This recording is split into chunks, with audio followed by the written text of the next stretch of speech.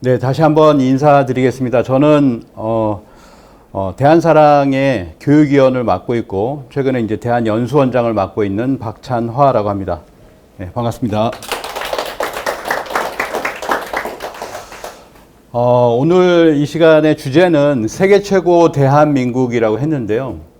뭐 오해를 하시는 분도 있어서 뭐 이제 세계 최고 대한민국이라고 하니까 뭔가 국수주의 뭐 이런 것 쪽으로 얘기를 하시는 분도 계시더라고요. 특히 이제 해외에서 오셨던 최근에 해외 동포 자녀들과 함께하는 그런 시간이 있었는데, 사실은 뭐냐면 우리나라 같은 경우에는 식민사관으로 해서 우리 역사가 이렇게 낮추어지고 깎아지고 한 것들이 있었습니다. 그래서 그걸 더 높이기 위해서 한국학을 하셨던 큰 한국학자, 외국인 한국학자가 세계 최고 대한민국이라고 하는 주제를 가지고 이렇게 하시더라고요. 그래서 외국인 학자도 그렇게 하는데 우리가 못할 것이 없다. 우리가 최고인 거에 대해서 알고 있지 않느냐라고 해가지고 이 세계 최고 대한민국이라고 하는 주제를 하게 됐는데요. 네, 들어가기 전에 간단하게 소개를 드리겠습니다. 좀 전에 제가 이제 한류 두 번째 강좌라고 하셨는데, 한류 열풍 사랑이라고 해서 20여 년 동안 이렇게 운영하고 있는 커뮤니티가 있고요. 그리고 여러 가지 다른 것들도 이렇게 하고 있습니다. 한류와 한국 문화, 역사를 알리는 그런 활동들을 국내와 그리고 해외에서 이렇게 쭉 해왔고요. 코로나가 있기 전까지는 이렇게 해외에서 한 10여 개국에서 이런 여러 가지 이제 한류 팬들을 만나거나 또는 동포 사회에서 함께하는 그런 활동들을 이렇게 해 왔습니다. 오늘 이 시간은 이제 여러 가지로 이제 얘기를 할 수 있는데, 세계 최고 대한민국이라고 하는 그런 어떤 주제이지만은 내면적으로는 이 세계와 소통할 수 있는 한국 문명이라는 주제를 가지고, 그런 단어를 가지고 왔습니다. 한국 문명. 그래서 시작을 한번 해보도록 하겠습니다. 한국을 이야기하기 전에 이제 한국까지 들어오는 시간을 보자면, 공간을 한번 보자면요. 우리가 이제 저 별자리, 뭐 우리 은하라고 하고요. 3천억 개의 그런 별들이 있고, 그 별, 저 우주에서 보면은 창백한 푸른 점이 하나 이렇게 보이게 됩니다. 저 점이 바로 지구죠, 지구. 점 하나를 보면, 우리 많은 것을 가지고 이제 생각을 할 수가 있는데요. 이념을 가지고 종교를 가지고 여러 가지로서 사람들은 서로가 대립하고 갈등하고 하지만, 실제로 대국적인 그런 측면에서 쫙 보면 모든 게 다 하나다라고 하는 그런 생각이 마침 이렇게 듭니다. 여기 지구에 우리가 살고 있죠. 그리고 이 지구를 보통은 뭐라고 하냐면은 이제 우주의 도서관이다, 뭐 이렇게 이야기를 하기도 하고요. 그리고 또 우주의 두 눈과 같은 존재가 바로 지구다라고 하는 그런 이야기를 하시는 분들이 있습니다.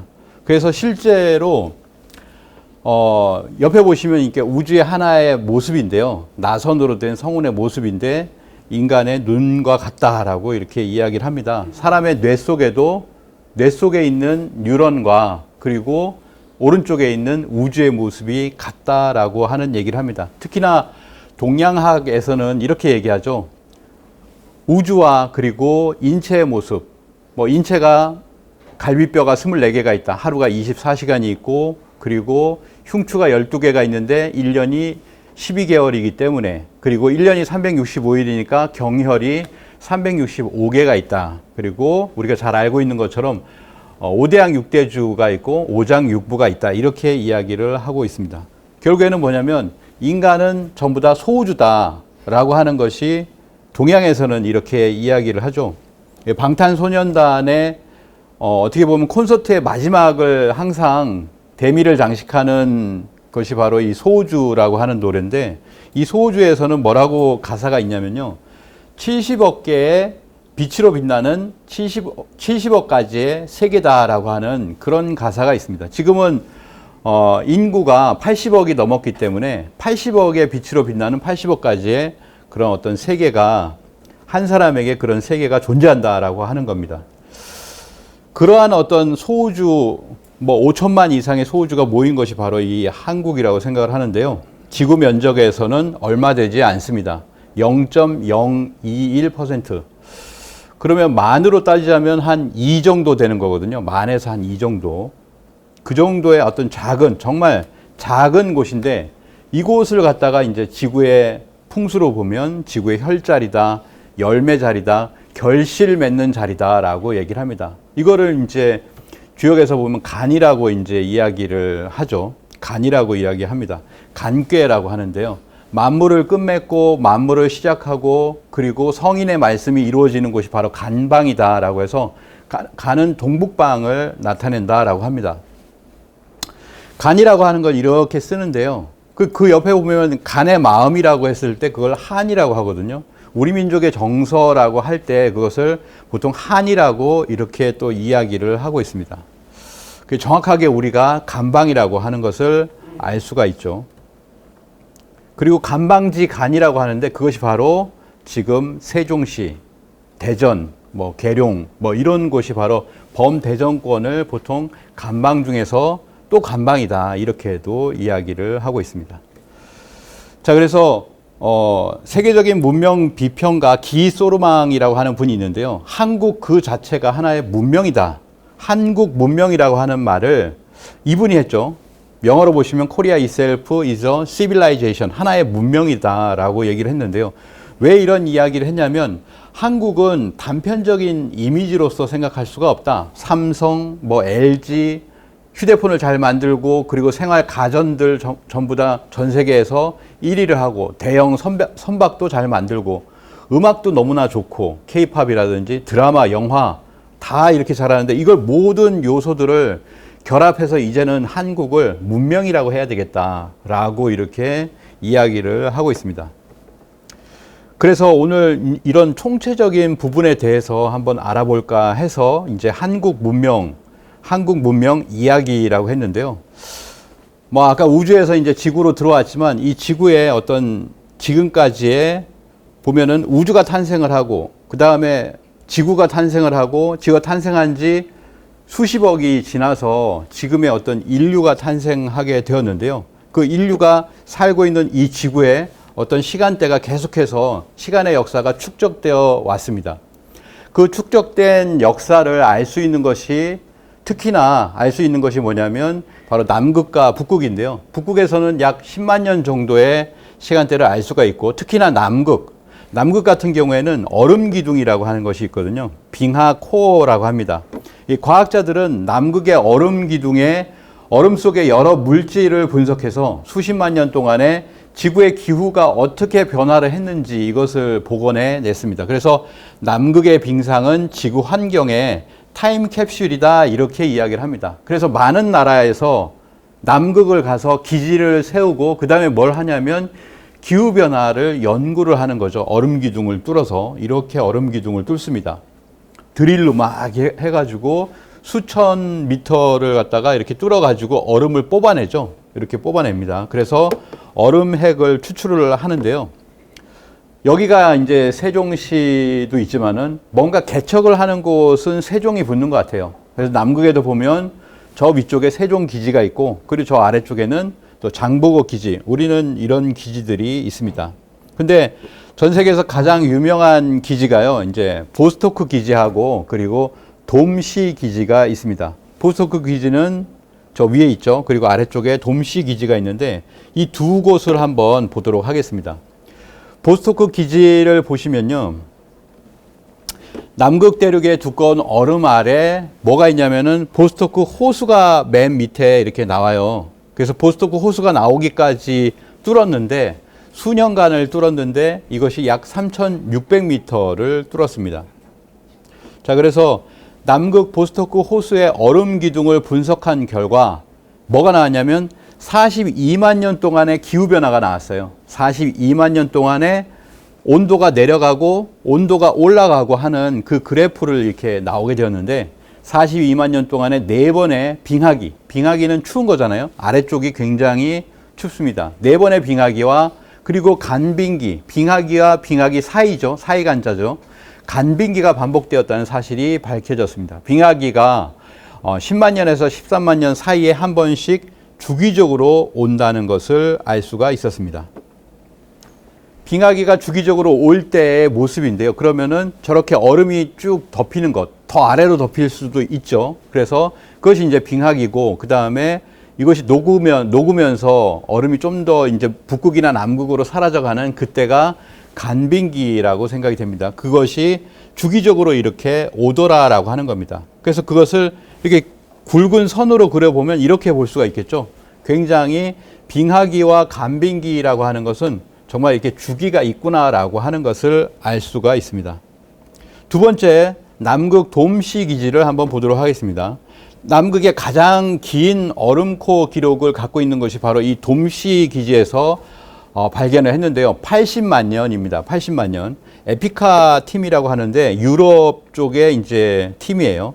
에피카 팀에 의해서 바로 수집이 되었습니다. 3,270m의 깊은 얼음에서 코어링이 완료가 되었는데요. 여기를 보시면 여기는 더하죠. 뭐 가까운 거리인데도 불구하고 아까 위쪽은 42만 년, 그리고 여기는 80만 년의 기후변화를 알 수 있는 그런 어떤 통계가 나오게 되었습니다.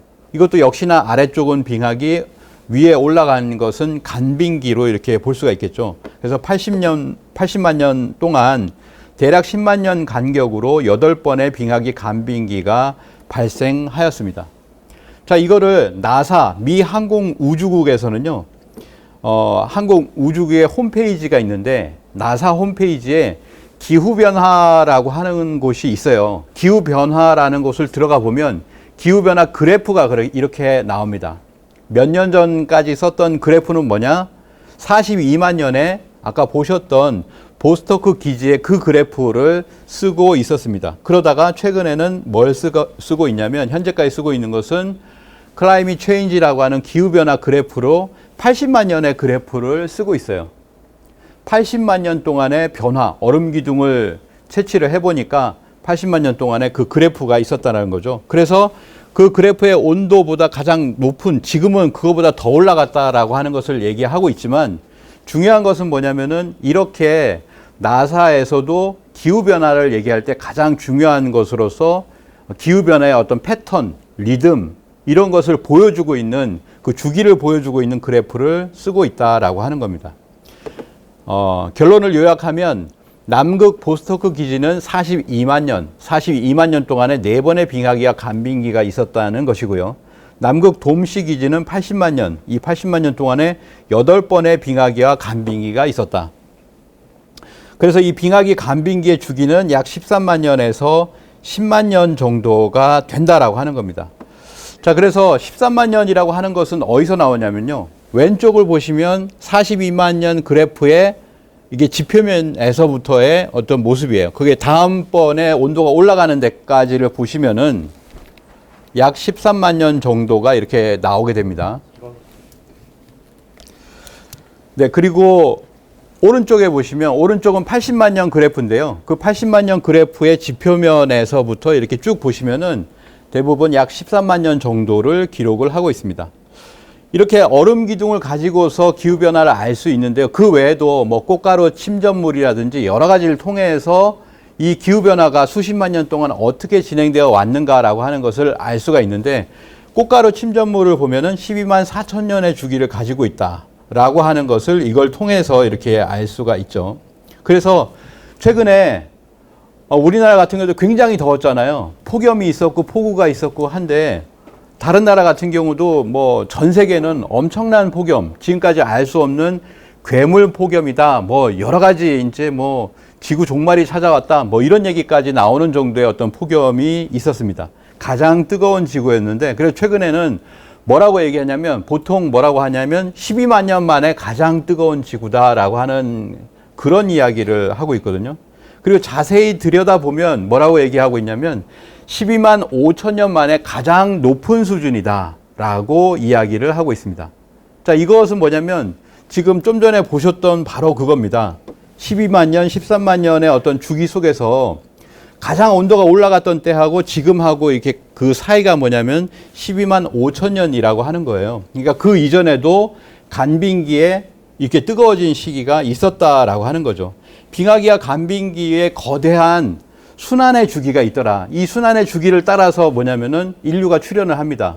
빙하기에 살 수가 없죠. 거의 대부분 소수만이 살거나 거의 살 수가 없는 시기이고 간빙기에 인류가 산다라고 하는 거죠.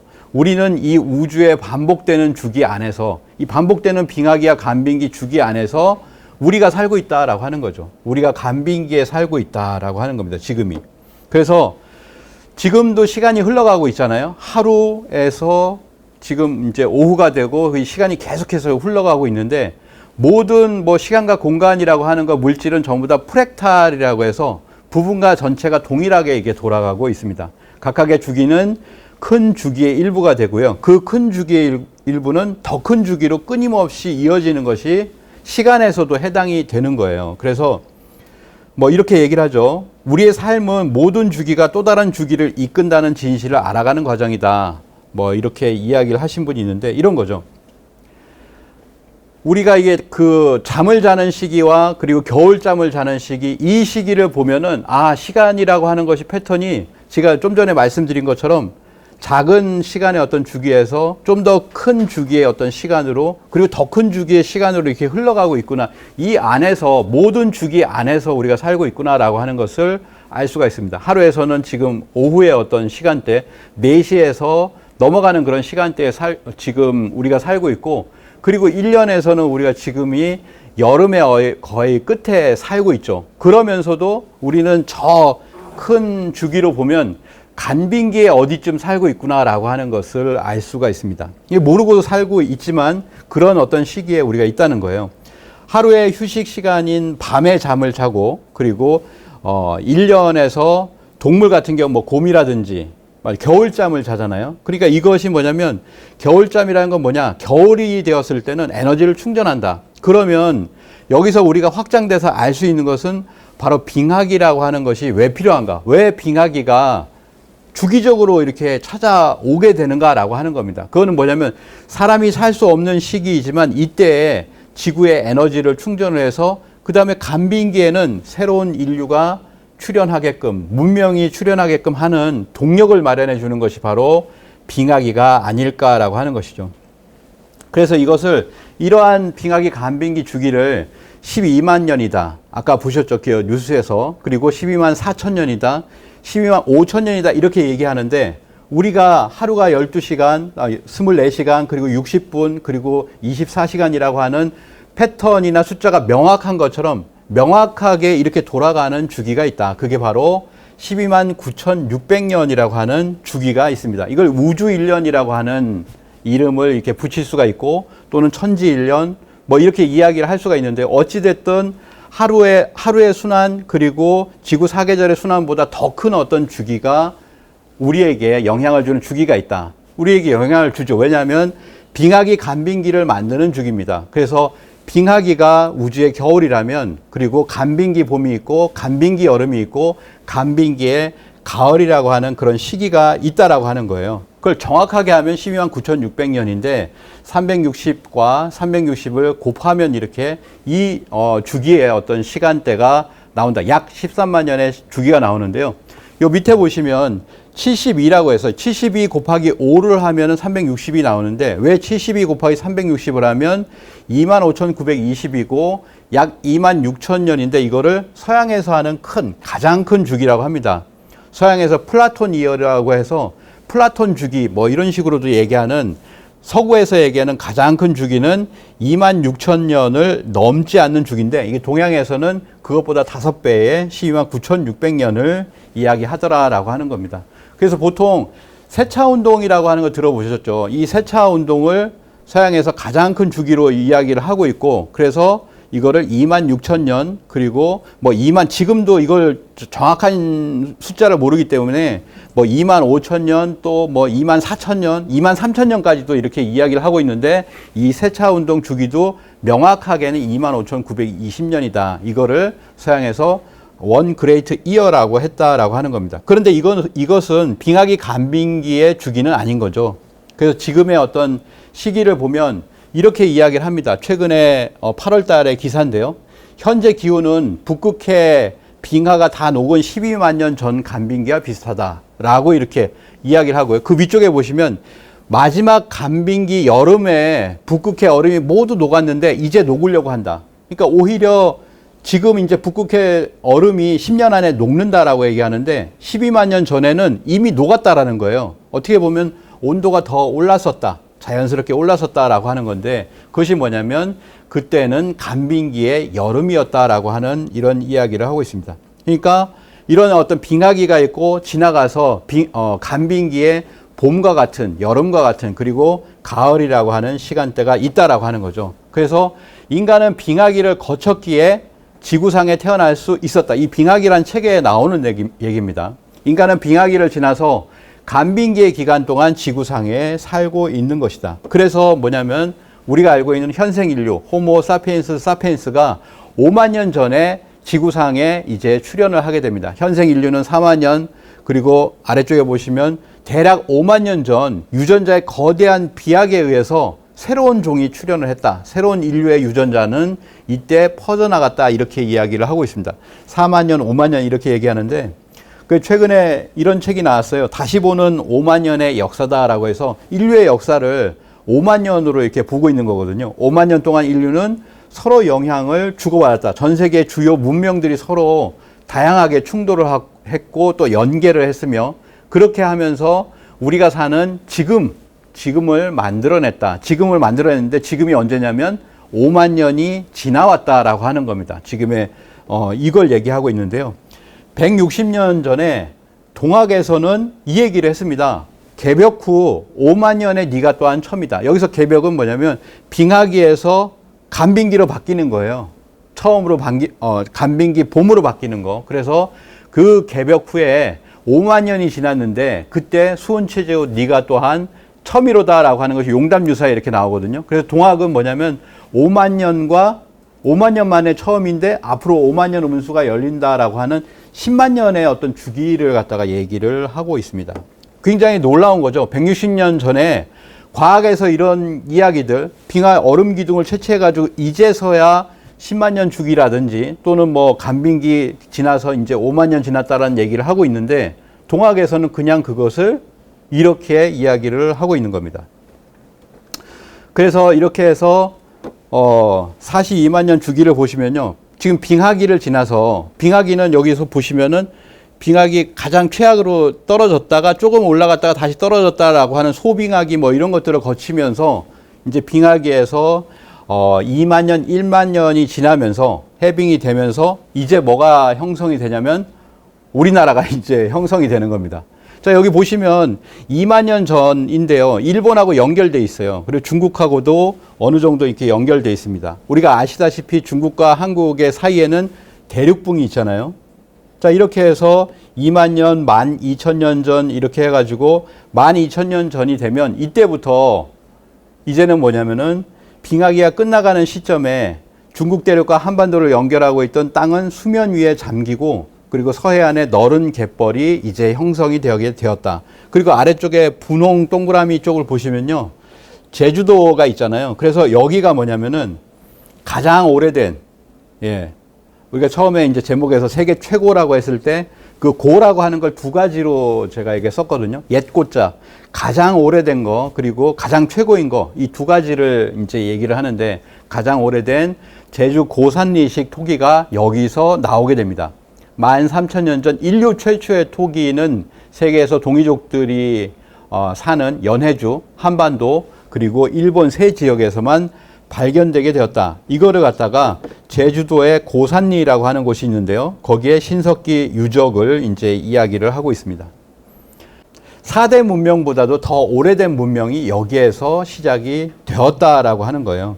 그래서 우리가 보통 알고 있는 4대 문명은 이집트 문명, 메소포타미아 문명, 그리고 뭐 인더스 문명, 그리고 중국 문명이라고 보통 얘기를 합니다. 여기 황하 문명이라고 하는데 그걸 중국의 어떤 문명이다라고 해서 이렇게 이야기를 하고 있는데 더 오래된 문명이 지금 여기에서 발견이 되었다라고 하는 거죠. 발굴이 되었다라고 하는 겁니다. 그래서 이거를 뭐 여러 가지로 이제 얘기를 하죠. 지금은 요하 문명이니 또는 홍산 문화니 그리고 아까 발해연합 문명이니 이렇게 이야기를 하지만 실제적으로 여기는 한국 문명이라고 할 수 있지 않겠느냐라고 하는 겁니다. 그래서 바로 이 부분이고요. 여기를 이제 홍산 문화, 요하 문명, 그리고 발해 연안 문명으로 이렇게 이야기를 하고요. 그래서 중국에서는 만리장성을 쌓았잖아요. 자신들의 땅이 아니라는 겁니다. 우리 땅 아니다라고 해서 저쪽은 오랑캐. 근데 거기에서 가장 오래된 문명이 나오니까 지금 뭐냐면 그것을 자기들의 문명으로 이렇게 끌어들이기 시작했다. 이것이 바로 1980년대에 일어났던 동북공정이거든요. 동북공정의 원래 목적은 이 홍산 문화를 자신들의 어떤 문화로 하기 위한 그런 것에서부터 시작이 되었다라고 볼 수가 있는데요. 그래서 이곳이 바로 홍산 문화다. 이곳이 가장 살기 좋은 곳이 되었기 때문에 문명이 된 거죠. 물이 풍부했다. 그리고 습한 기후였다. 이런 홍산 문화의 특징이 있고요. 그래서 이곳을 4대 문명에서 제5의 문명이다.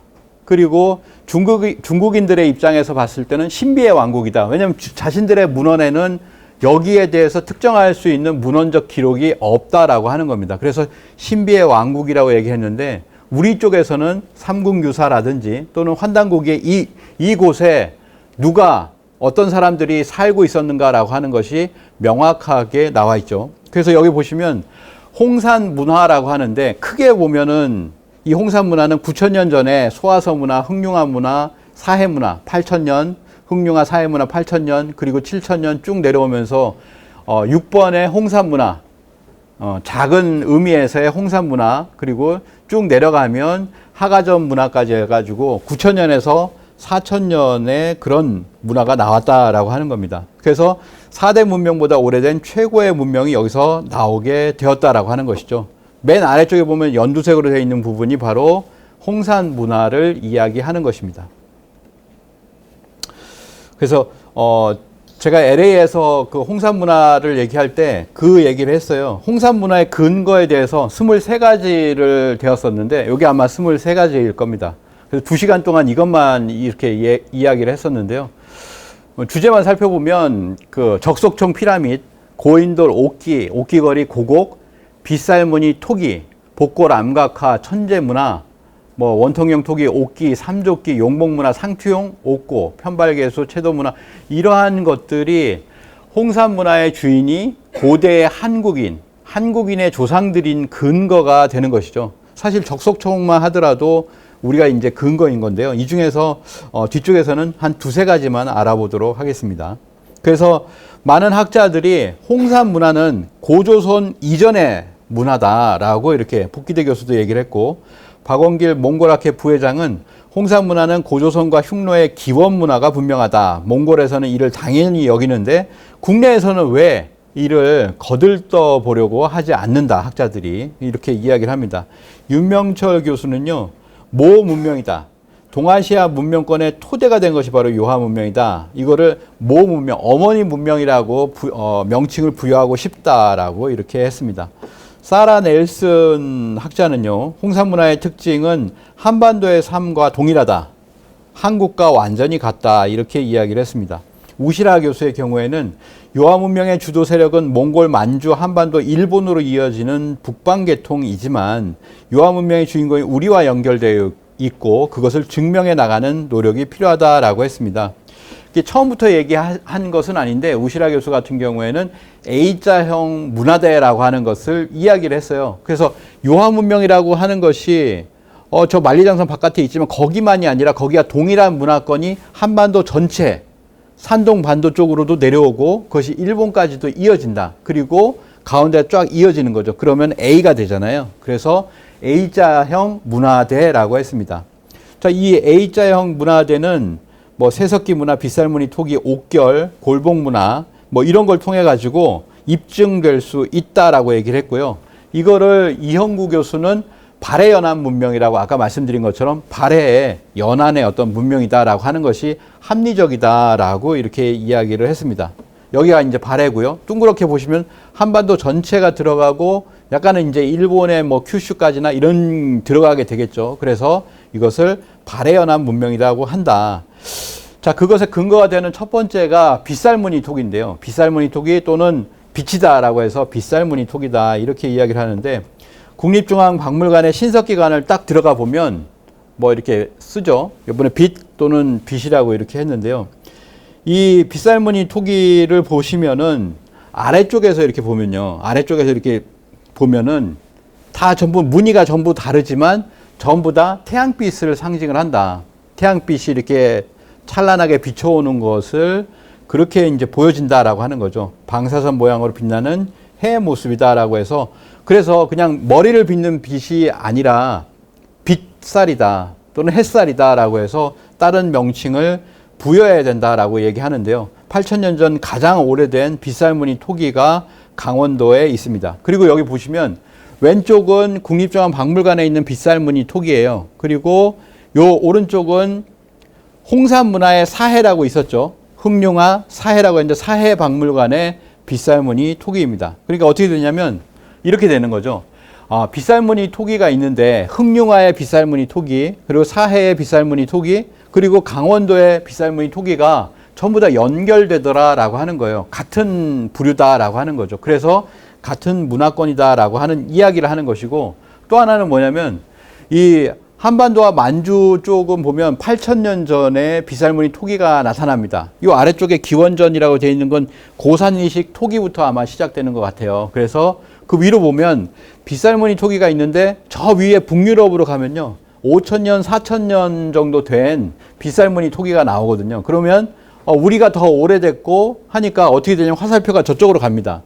만주 한반도에 있었던 사람들, 빗살무늬 토기를 썼던 사람들이 이게 이동을 해 가는 거예요. 그래서 어느 학자 같은 경우에는 이 빗살무늬 토기를 최초의 한류다라고 이렇게 어떤 상품, 국산이란 얘기죠. 국산이 이렇게 한국산이 전부 이제 전 세계로 나가는 그런 모습을 보여주고 있는 것이다. 이렇게까지도 이야기를 하고 있습니다. 그래서 이 빗살무늬 토기는 바이칼 서쪽 시베리아 지역에서 유럽의 스칸디나비아 반도까지 발견되고 있는데 가장 오래된 것이 한반도와 만주 지역이다라고 하는 겁니다. 또 하나는 이제 고래를 한번 보도록 하겠습니다. 울산 쪽이죠. 울주, 대곡리, 반구대, 암각화가 있는데요. 요거는 이제 국립중앙박물관에 똑같은 모양을 해놨는데 60여 마리의 이제 고래가 있습니다. 저 위쪽에 보면은 배도 보이시죠? 예, 배도 보이고 사람도 보이고 그리고 작살로 이제 잡고 있는 그런 모습도 이게 보고 있는데요. 최근에 이제 탐방을 해외 동포 자녀들과 이렇게 다녀왔습니다. 자, 보시면 울주 반구대 암각화예요. 암각화가 아래쪽이고요. 그리고 위쪽을 보시면 위쪽은 러시아예요. 러시아의 잘라부르가라고 하는 곳의 암각화입니다. 근데 암각화를 보시면 암각화의 왼쪽은 뭐냐면은 고래입니다. 그리고 오른쪽은 무치예요. 그러니까 이제 무치로 올라가서 무치에 사는 생명체들, 동물들을 이렇게 가축들을 그려놓고 있습니다. 그러니까 그것이 너무나 유사하다라고 하는 거죠. 그래서 러시아의 학자는 이렇게 얘기합니다. 카렐리아에 있는 이 암각화는 유명한 한국 암각화와 아주 비슷하다라고 했습니다. 근데 그게 어디 있냐면요. 저기 있어요. 저기 있는 암각화거든요. 카렐리아 암각화라고 하는 것이 여기 보면 밑에 흑해가 있고 저긴 백해라는 것이 있거든요. 이렇게 화이트 시라고 하는 백해가 있는데 그 부근에 있는 암각화입니다. 그것이 어떠냐면 저 울산 쪽에 있는 암각화하고 거의 동일하다라고 하는 겁니다. 이 사람들 근데 우리가 1,000년이 앞서 있어요. 1,000년이 앞서 있으니까 결국에는 어떻게든 이 사람들이 갔을 것이다라고 하는 거죠. 빗살무늬 토기인들과 함께 그 사람들이 아마 빗살무늬 토기인일 것이라고도 생각이 됩니다. 그런 사람들이 이동을 했다. 무치로 이동을 하든 또는 뭐 저렇게 배를 타고 이동을 하든지 어쨌든 그랬을 것이다라고 하는 거죠. 그래서 빗살무늬 토기와 함께 알아볼 수 있다라고 하는 겁니다. 그리고 이 7,000년 전에 반구대 암각화를 보면 자세히 보면요. 작사를 들고 고래를 잡는 모습이 있거든요. 이미 7,000년 전에 고래잡이가 있었다. 그리고 보시면 배가 있는데 노가 있잖아요. 노가 있고 그 위에 분홍색을 딱 세보면 12명이 나옵니다. 12명. 10명 이상이 타고 있는 배를 언제 만들었냐? 7,000년 전에 만들었다라고 하는 거예요. 그런데 보면은 8,000년 전에 배가 경남 창녕 비봉리에서 목선이 발굴이 되었습니다. 발견이 되었거든요. 그래서 이걸 보면 우리나라는 7,000년에서 8,000년 전에 이미 배가 만들어졌구나라고 하는 것을 알 수가 있습니다. 이것을 세계 최초의 배라고 합니다. 최소한 뭐냐면은 공동 1위예요. 공동 1위. 세계 최초의 배가 있었다라고 하는 거죠. 자, 그 위치를 한번 보시면 여기 방구대 안각화가 있잖아요. 울산에서 조금 더 들어가면 방구대 안각화가 있는데 7,000년 전에 배가 있었다. 그리고 여기 보시면 경남 창녕에 비복리 목선이 있는데 비복리에 목선이 발견이 됐는데 여기가 8,000년 전이라고 하는 거죠. 그러면은 남해안 쪽에서는 이미 7,000년, 8,000년 전에 배가 있었다라고 하는 거죠. 그리고 더 어떻게 보면은 10여 명이 탈 수 있는 정말 그런 배도 만들었다라고 하는 겁니다. 이러한 DNA를 갖고 있었기 때문에 우리가 해양 대국이 되었다. 고구려도 원래는 해양 대국이거든요. 그리고 두 번째 백제가 해양 대제국을 건설했다. 그리고 가야의 해상 교역로를 보시면은 가야 같은 경우에는 뭐냐면 이렇게 해안 국가였다, 양안 국가다 이렇게도 얘기를 합니다. 왜냐하면 가야가 저기도 있고요, 가야가 큐슈에도 있다라고 하는 거죠. 그래서 두 개의 가야가 이제 같이 운영이 이렇게 되고 있는 그것이 원래 가야의 모습이다. 윗가야, 아랫가야 뭐 이런 식으로 얘기할 수가 있는데요. 가야인도 바다에서 살았다. 그래서 가야인의 배에 어떤 모형들이 많이 남아 있거든요. 저런 토기 등으로 해서 가야인의 배가 저런 것이구나라고 해서 복원도 이렇게 했습니다. 그래서 세계 지도를 거꾸로 보시면 이게 방크에서 만든 지도인데요. 거꾸로 보시면은 저 태평양까지 한국 사람들이 고대의 한국인들 우리의 조상들이 그냥 이게 무트로만 가지 않았겠구나. 거꾸로 보면은 우리가 여기 바이칼 있잖아요. 바이칼 호수에서부터 이쪽까지 왔으니까 저 끝까지 가고 대마도 제주도 건너가지고 일본 큐슈까지 그렇게 갔겠구나라고 하는 것을 알 수가 있습니다.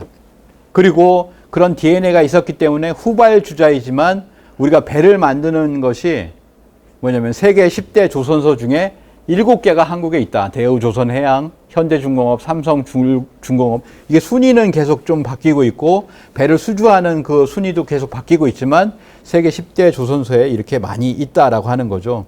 그리고 조선업도 이렇게 중국이나 이렇게 물량 공세를 해가지고 잠깐 이렇게 했지만 계속해서 뭐 중국이나 일본, 조선이 뭐 두동강이 나고 어디서 넘어지고 뭐 이런 것들이 사고가 나잖아요. 그게 다시 복원이 된 거죠. 품질상으로 해서 복원이 이렇게 되었다라고 하는 겁니다. 그래서 그 좀 전에 이제 빗살무늬 토기를 보셨고 그거와 함께 보여주고 있는 것이 뭐냐면 국립중앙박물관에도 이 옥기를 보여주고 있거든요. 옥기. 잘 보시면 여기서 이제 우리나라는 아직 홍산문화, 요하문명을 인정하고 있지 않습니다. 우리 학계가. 그런데 딱 하나가 있어요. 국립중앙박물관에 딱 들어가면요. 저 화살표가 하나 있습니다. 화살표가 쭉 있거든요. 화살표가 양쪽으로 이렇게 되어 있는데 고성에 보면은 저 옥 귀걸이가 있어요. 귀걸이가 있는데 화살표를 왜 저쪽으로 해놨을까라고 생각을 해보니까 이겁니다. 고성에 있는 옥 귀걸이가 있는데 그것이 화살표가 쫙 간 곳이 어디냐면 흑룡하고 사해예요. 아까 보셨던 그 홍산 문화의 지역인데 여기에서 옥 귀걸이가 나왔습니다. 옥 귀걸이가 나왔는데 흑룡하 사해 같은 경우도 저 압록강 쪽에 있는 수암이라고 하는 곳에 옥을 썼다라고 하는 거고요. 이 수암옥을 가지고서 하나가 된 것이죠. 그래서 흑룡하 사해와 고성이 뭐냐면 하나의 문화권이라고 하는 겁니다. 아까 보셨던 그 발해연안 문명이라고 하는 그 문화권세에 빗살무늬 토기 같은 경우도 어디에 흑룡하 사해 고성이었고 그 다음에 이 옥 귀걸이 같은 경우도 흑룡하 사해 고성이 같은 유물이 나오게 되었다라고 하는 거죠. 그래서 그것이 연결이 되는 게 우리가 처음에는 귀를 뚫지 않고 이 귀에다 꽂아서 쓰는 그런 옥귀걸이를 했었는데 저게 한 8,000년 정도 되죠.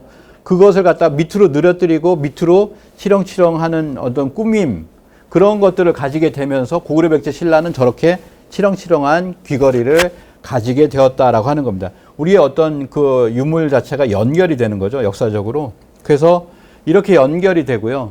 그리고 보시면은 뭐 이제 금관이 있는데요. 금관 같은 경우도 전 세계에 12개, 3개가 있거든요. 그리고 여기 보시면 저 세계 파란 쪽에 3개 빼고는 다 우리나라예요. 순수 금 100%가 되는 그런 금관들, 가야 금관이 2개가 있고 신라 금관이 6개가 있고 고구려 금관이 하나가 있는데 특히는 뭐냐면 지금 그 우리나라 같은 경우에는 신라 경주에 있는 그 무덤들을 발굴을 안 했어요. 일제시대에 저거 발굴한 거 외에는 거의 발굴을 안 했거든요. 근데 발굴을 하니까 금관이 나와서 금관총이 됐는데 다른 무덤을 또 발굴하니까 또 금관이 나오는 거예요. 그러니까 명명은 사실은 잘못한 거죠.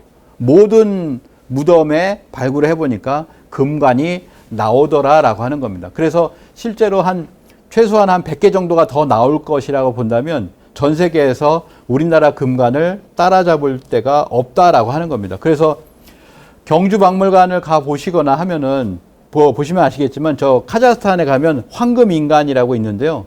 마네킹을 세워놓고 이렇게 꽂아놨기 때문에 황금인간 하면 정말 멋지다라고 하는데 우리는 그렇게 세팅을 안 해놨거든요. 만약에 우리가 그렇게 해놨다면 더 멋진 황금인간이 되었을 것이다. 이렇게 황금의 눈부신 황금의 나라가 바로 신라다. 이게 뭐 옥 귀걸이 얘기하다가 금 귀걸이 얘기하다가 갑자기 황금 얘기를 잠깐 나갔습니다. 그래서 다시 돌아와서 말씀드리면 흥룡화 사해 그리고 고성에 이게 한 문화권이라는 것이고요. 그리고 아까 보셨던 빗살무늬 토기 흥룡화 사해 그리고 고성이 또 하나의 문화권이다. 결국에는 뭐냐면 여기에 고대의 한국인들이 여기에 살았다라고 하는 거예요. 산둥반도에서부터 저 만주 땅 그리고 한반도까지, 그리고 여기 나와 있지 않지만 일본의 큐슈까지 넘어가서 이렇게 살고 있었다라고 하는 겁니다. 이 사람들이 오래전 8,000년 전에도 살았는데 이것이 뭐냐면은 우리의 어떤 그 삼국유사라든지 환단고기를 보면은 예전에 환국이 있었다. 이 환국에서 6,000년 전에 기후변화로 인해서 이때 환웅천왕께서 이동을 하기 시작했는데 그게 태백산으로 왔다라고 하는 겁니다. 그게 이제 삼국유사에 보면 이렇게 나오잖아요. 환인천재께서 삼위와 태백을 보니, 저기 삼위산이 있어요. 삼위산과 태백산을 보니 가히 홍익인간 할 만한 땅인데 누구를 보낼 것이냐라고 하니까 오가의 신하들이 그럼 환웅이 있습니다라고 해서 환웅을 보냅니다. 그래서 환웅이 신시를 개천한다라고 해서 그게 개천절이잖아요. 그래서 저기가 신시라고 하는 곳이 있다라고 하는 겁니다. 그래서 뭐냐면 백두산, 뭐 태백산이라고 하는데 좀 더 위에 올라가면 아마 태백산이 실제 태백산이 있었고 나중에 이제 백두산이 태백산이 되었을 것이다. 이렇게 이제 추정을 하고 있는데요. 그래서 뭐냐면은 배달국이 있었다. 박달국이 있었다. 여기에 박달국이 있었던 거죠. 18명의 환웅천왕이 통치한 1565년 동안 통치한 그런 배달국이 있었다라고 하는 겁니다. 이 배달국의 존재를 나타내는 배달, 그리고 도읍이 이제 신시잖아요. 그리고 환웅과 그리고 환웅천왕이 이제 신시에서 도읍을 이동한 청구 지역이 있는데 이거에 대한 기록이 나와 있는 문헌들은 이렇게 많다라고 하는 거죠. 그리고 삼성기 하편에 보면 18분의 환웅이 나오는데요. 처음에 거발한 환웅에서부터 18세 거불단 환웅까지 이렇게 나오게 됩니다. 그래서 우리가 삼국유사에 나오는 그런 환웅에 관한 이야기는 바로 1세 첫 번째 초대 거발한 환웅에 대한 이야기다라고 하는 것을 알 수가 있습니다. 거발한 이제 삼국유사 고조선기를 보면요.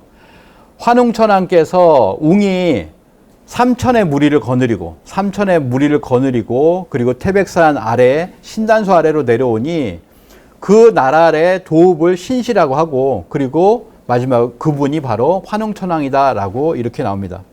그래서 뭐냐면 고조선 기이긴 하지만 환웅에 대한 이야기가 많다. 이거는 단군 신화가 아니라 환웅 신화로 접근을 해야 고조선의 실상을 파악할 수 있다. 이렇게 삼국유사를 제대로 읽어본 사람은 이렇게 환웅 쪽으로 접근을 할 수밖에 없는 것입니다.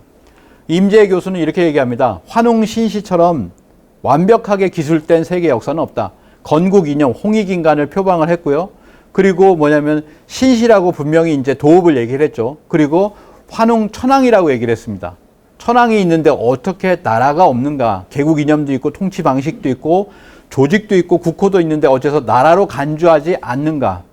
지금의 학계가 나라로 간주하고 있지 않죠. 그리고 교과서에 보면 환웅이라고 하는 언급조차 하고 있지 않은 것이 지금의 현실입니다. 그렇지만 실제로 우리의 한국인들은 환웅천왕과 함께 온 아까 솔도 삼천이라고 했잖아요. 삼천의 무리를 환웅천왕에 거느리고 왔어요. 그렇기 때문에 이 문명을 개척한 문명 개척단 3,000명의 자손이 바로 한국인이다라고 하는 거죠. 그게 이제 태백일사 신시본기에 보면 이렇게 나와 있습니다. 우리 환족은 모두 신시 배달 환웅께서 거느린 무리 3,000명의 후손이다. 환단 일원의 후손에 벗어나지 않는다. 신시 환웅께서 처음 강세하신 그 공덕을 반드시 후세에 전하고 입으로 외고 잊지 말아야 할 것이다 라고 했습니다. 저 바이칼에서부터 거기서부터 이렇게 동방의 광명을 찾아서 이렇게 이동을 한 것이죠. 그래서 우리의 어떤 그 뭐 한민족의 고향과 같이 얘기하는 것이 바로 바이칼인데요. 바이칼이라고 하는 신성한 호수가 있다라고 하는 거죠. 여기에서부터 우리가 지금 살고 있는 한반도 땅으로 오게 되었다라고 하는 겁니다. 유라시아 고등경제대학의 부학장 보르다체프라고 하는 분은요, 한민족의 한국인의 시원적 출발점이 바이칼을 떠나온 사람들이라면 앞으로 유라시아 시대의 주역은 한국인이 될 확률이 높다. 뭐 이런 좋은 이야기도 이렇게 해줬습니다. 그리고 인류 종교 문화 사상은 전부 바이칼 호수에서 비롯되었다라고 이렇게 이야기를 합니다. 실제로 유전자를 이렇게 조사를 해보니까 한민족도 바이칼 지역에서 유래를 했다. 일본까지 쭉 이렇게 우리가 이제 여기서 개척을 왔던 사람들이 일본까지 넘어갔다라고 하는 것도 이렇게 알 수가 있죠. 그래서 그 사람들이 뭐냐면 바로 배달국이다. 그래서 우리를 배달의 민족이라고 이렇게 했습니다. 그래서 초대 커바란 환웅에 계실 때 그때 나왔던 호족과 웅족의 이야기가 있었는데요. 커바란 환웅이 이렇게 3,000명의 무리를 거느리고 이제 내려왔을 때 거기에 웅족과 호족이 있었습니다. 그래서 웅족과 호족이 와서 이 환국의 우주광명 신법을 전수해 주십시오. 저희들도 좀 받아 주십시오. 저희도 그런 어떤 환한 인간이 되고 싶습니다라고 하는 그런 이야기를 했던 것이죠. 근데 그것이 지금은 남아있는 것이 뭐냐면 단군 신화로 이렇게 남아있다라고 하는 거예요. 곰과 호랑이, 저런 그림들이 많이 있잖아요. 이게 곰과 호랑이가 와서 이렇게 한 것처럼 그려져 있다라고 하는 거죠. 그것은 하나의 토템이었다. 그래서 우리가 곰을 토템으로 한 웅족, 그리고 호랑이를 토템으로 한 호족이라고 하는 것인데, 그건 이제 뭐 야구 마스코트와 마찬가지죠. 그래서 웅족과 호족이 환웅천왕이 명을 하는 거에 따라서, 그러면 너희가 우리처럼 그런 환족의 경계에 들려고 하면은 너희는 수행을 해야 된다. 동굴 속에서 마늘과 쑥을 줄 테니 이걸 먹으면서 21일 동안, 처음에 이제 100일로 얘기를 하고, 그 다음에 그 중에서도 핵심 21일 동안 수행을 해서 너희가 탈바꿈을 해야 된다라고 하는 거죠. 진짜 빛의 인간으로 이렇게 태어나야 된다라고 하는 것인데, 그 수행을 따라가지 못했던 것이 바로 호족이었다라고 하는 겁니다. 그래서 그러면 그러한 이야기가 우리 삼국유사라든지 또는 환단곡에 나와 있는데 증거 있냐라고 했을 때 그 증거가 홍산 문화에서 나오게 되었죠. 그래서 수행을 하는 가부좌를 틀고 그리고 손을 이렇게 공수의 예를 취하고 수행을 하는 여신상이 있었습니다. 그냥 여인상이 아니라 신이라고 하는 거는 눈에 옥을 박았기 때문이죠. 그래서 수행하는 여신상이 있고, 그리고 뭐냐면은 내몽골 적봉시에서 주문 읽는 남신상이 나왔습니다. 자, 여기 보시면 주문을 읽는다는 건 뭐냐면 소리를 낸다는 거예요. 입이 이제 벌어져 있죠. 그래서 주문을 내는 모습을 하고 있는데, 실제로 이제 중국의 학자들은 휘파람을 불고 있다 이렇게 주장을 하고 있습니다. 그런데 휘파람이 아니라 이거는 뭐냐면 우리의 문헌에는 뭐냐면 환웅천왕이 문을 걸어 잠그고 그리고 주문 수행을 했다라고 하는 내용이 분명하게 나오고 있습니다. 그리고 또 하나는 뭐냐면 여신도 주문을 읽어서 잉태가 되기를 원했다라고 하는 기록이 삼국유사에 나오고 있죠. 그렇기 때문에 이거는 주문 읽는 것이다라고 하는 것이 합당하다라고 하는 거죠. 그래서 이런 그것이 어디에 발견되냐면 우화량 2지점에서 여신상이 발견되고, 그리고 조금 위쪽에서 남신상이 발견이 되었다라고 하는 겁니다.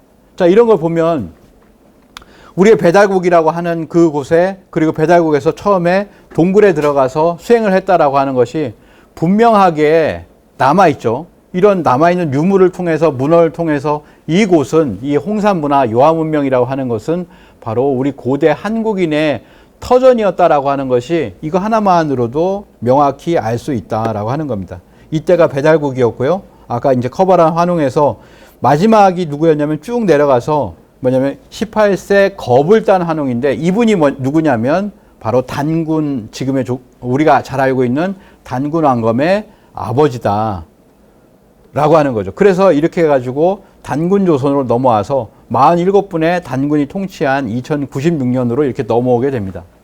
그래서 실제적으로 우리는 그 교과서에서 배우는 건 초대 그 단군 왕검을 배우고 있잖아요. 그리고 이제 뭐 준왕이 있었다라는 식으로 얘기를 하는데, 준왕은 우리가 알고 있는 그 단군이 아니죠. 그래서 실제적으로 1911년에 두 번째 보면 환단고기에서 47대 단군을 얘기하고 그것만 얘기한 것이 아니다. 규원사화도 47대, 그리고 쭉 보면 조선사략, 환단세감, 전고대방, 대동사강, 해동춘추, 조선역사, 이러한 역사서들이 전부 다 대일항쟁기, 일제강점기 시대에 전부 다 역사를 지키려고 공부를 하다 보니까 이렇게 47분의 단군이 있었구나라고 하는 것이 밝혀졌다라고 하는 겁니다. 그래서 지금은 더 많은 문헌들에서 47분의 단군이 있었다라고 하는 것이 밝혀지고 있어요. 가령 예를 들자면 1924년 전고대방이라고 하는 책에 보면, 이 책은 인물사전인데요. 단군이라고 해놓고 그리고 아래쪽에 단군을 설명하기를 전세 47이라고 했습니다. 47분이 전하고 있다라고 하는 것을 분명하게 이야기를 하고 있고요. 조서라고 되어 있네요. 조선세가보라고 하는 책을 보면 47분의 단군을 갖다가 전부 다 이렇게 나열을 하고 있어요. 저기 보시면 진하게 돼 있죠. 뭐 구울단군, 뭐 아한단군, 뭐 대음단군, 뭐 이렇게 해가지고 47분의 단군을 이렇게 이야기를 하고 있습니다. 동국역대, 여기도 마찬가지로 이렇게 47분을 이야기하고 있는 거죠. 그래서 실제로 한 분 단군이 아니라 47분의 단군이 2096년, 거의 2100년 동안을 다스렸던 우리의 어떤 황금기가 있었다라고 하는 겁니다. 그걸 유물로서는 이제 비파형 동검을 이제 주로 비파형 동검과 그리고 고인돌이 있는 곳을 얘기하고 있는데, 이 고인돌은 전 세계 6만 기, 그리고 우리나라에 4만 기가 있다. 최근에 이제 지난달에 다녀가셨던 오동석 작가님은 4만 9천 기가 있다라고 하시더라고요.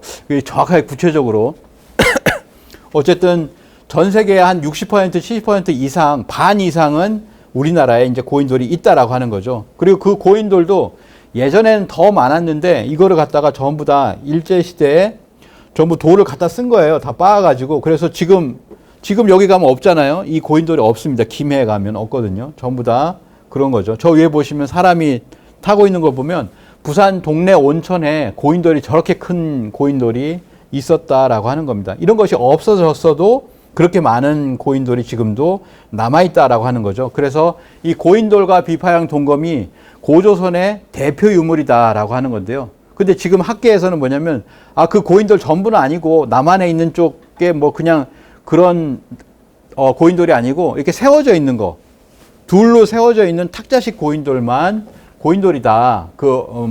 고조선의 대표 유물이다라고 하면서 그것이 나와 있는 쪽으로 해가지고 고조선의 강역을 좁히려고 하는 그런 경향이 있어요. 그런데 탁자식 고인돌도 어디까지 있냐면 큐슈까지, 일본 큐슈까지 있다라고 하는 거죠. 그래서 실제적으로 비파형 동검과 고인돌을 그 강역을 조사를 해보면 이렇게 고조선의 강역을 표시할 수 있다라고 하는 거고요. 이 오른쪽은 뭐냐면 윤내영 교수님의 제자인 박선희 교수님이 청동단추도 마찬가지다. 청동단추나 이런 걸 봤을 때도 똑같이 고조선의 강역을 이렇게 표시할 수 있다라고 합니다. 자, 이렇게 고조선까지 봤고요. 이 고인돌 같은 경우에는 뭐 우리나라에 이렇게 많죠. 그리고 인도도 꽤 있고, 그 다음에 유럽으로 가면 이제 프랑스 같은 나라에 굉장히 많이 있지만, 좀 더 조사를 해보면 고인돌은 전 세계에 존재한다라고 하는 것이 세계 고인돌 연구학회의 우리 이완영 이사님의 이야기 주장이 되겠습니다. 자, 여기 보시면 이제 잠깐 몇 군데만 보면요. 프랑스입니다. 자, 프랑스에 있는 고인돌이죠. 프랑스에 있는 고인돌이고, 이렇게 많이 있습니다. 영국은 이제 거성 문화라고 해서 이런 문화들이 있고요.